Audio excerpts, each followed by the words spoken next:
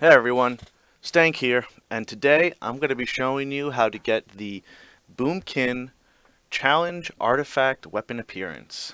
It took me about 70 attempts over 2 days and a bunch of hard work, but I was able to get it, and I'll show you a little bit about how I did it.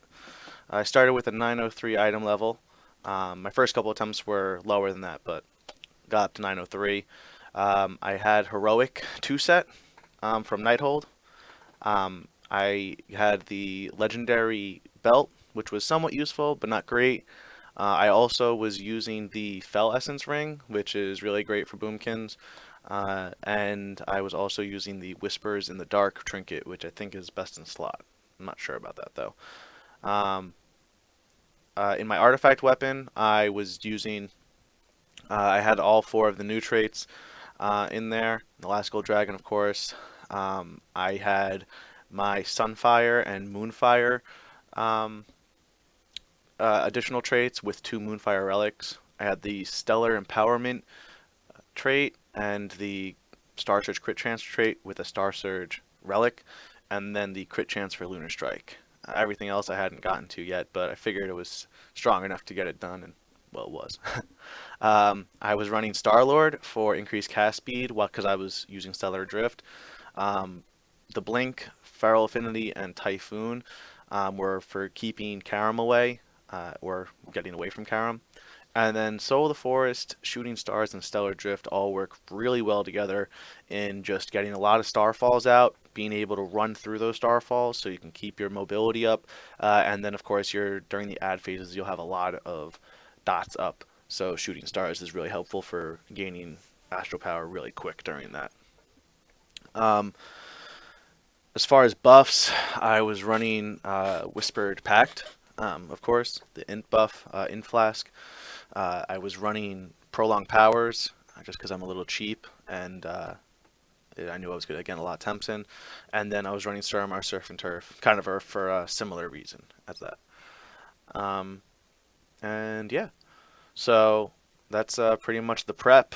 Now it's basically to show you the play-by-play and how I was able to get it done. So here we go. So we're zoning in now. This is the kill attempt. You see me come over to the side. I sometimes started to the right of this pillar. In this one, I'm going to start to the left. And basically, it's to try and stay at a far range um, while, at the beginning to get cast off. When I was starting to the right, it was to draw some of the pools that he drops away from that center circle, but I kind of went with the further distance over here between the pool and the spire. I would say do not jump on any of the landscape, like the pools or the rocks or anything, because if you do, it sometimes glitches and Karam will automatically blink towards to your location, and he'll kill you. So I pop my prolonged power right when he says I obey. That's basically a split second before you enter combat. I always started with a new moon and a half moon and then tried getting entangling roots. If you time it poorly though, like I did there, the half moon hadn't hit before the entangling roots went in. As you see, I'm kiting him back using a lot of instant casts, getting my dots up. Um, and once he gets close, I'll use my Typhoon. And again, keep going into him because he gets dazed after the Typhoon as well.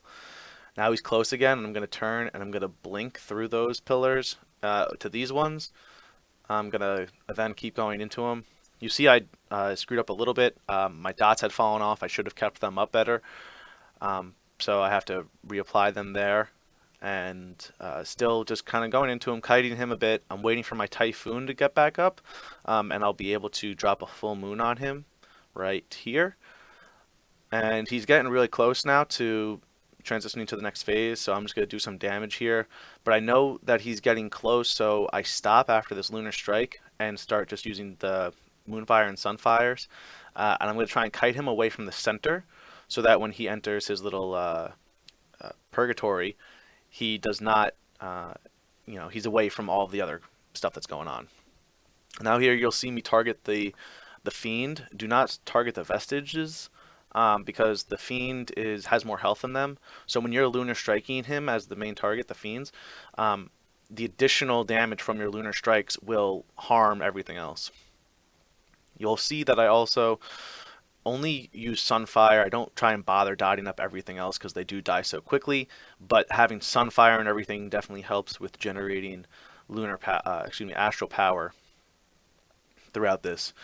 The damage to Raced is always secondary throughout this entire encounter to like everything else you're doing.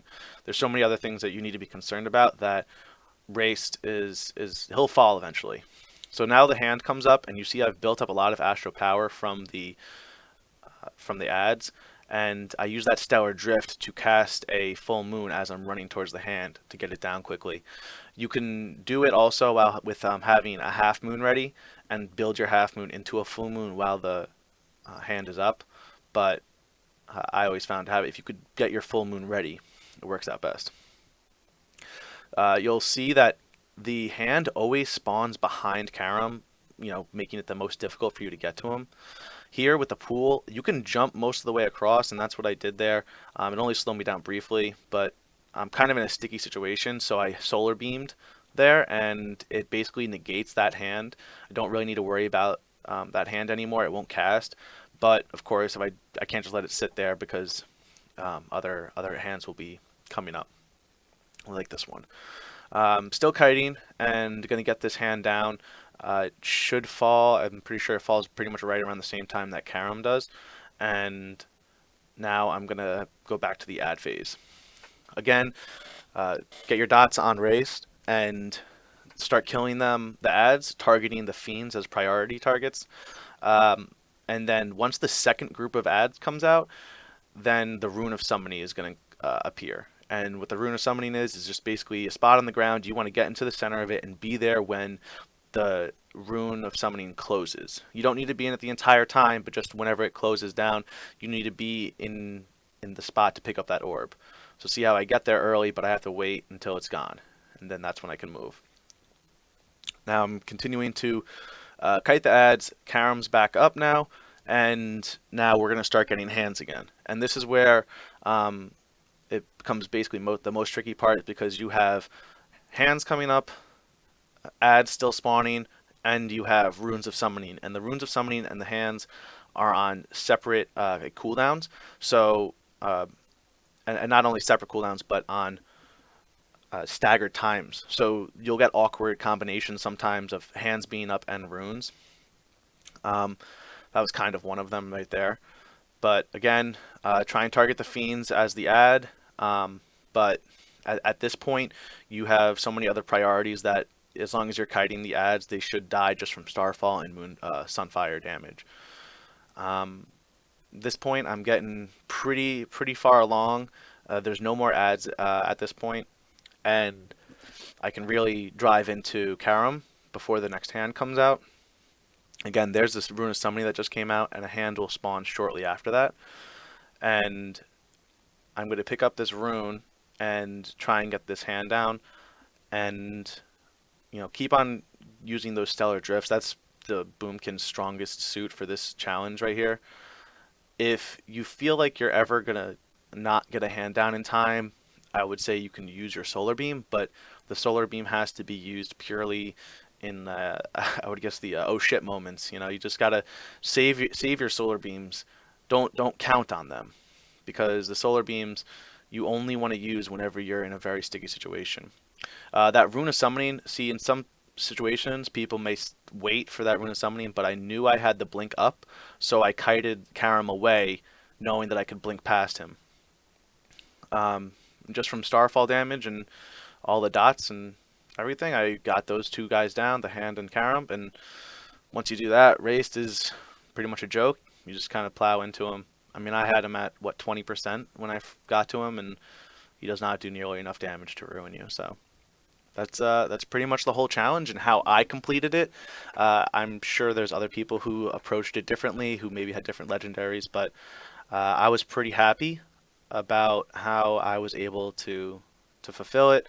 And I really think that if you guys follow some sort of method that's similar to this, as long as you have upwards of around item level 900 and close to the same traits as I did, I'm sure you should be able to get.